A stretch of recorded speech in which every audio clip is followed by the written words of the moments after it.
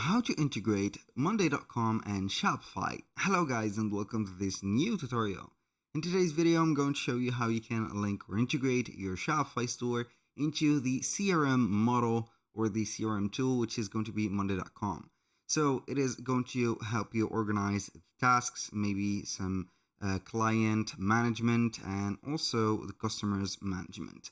So you can go ahead and use it for accountability or accounting. You can use it for tasks managing, resources, products that you have, physical, digital, whatever. And then you can go ahead and have the feedback or the reports as much as you want. It is going to be the very precise tool to do that. So we're going to head over on Monday.com, sign in for our account, visit up the dashboard. We're going to head over here, the account name, and then we are going to explore the app marketplace.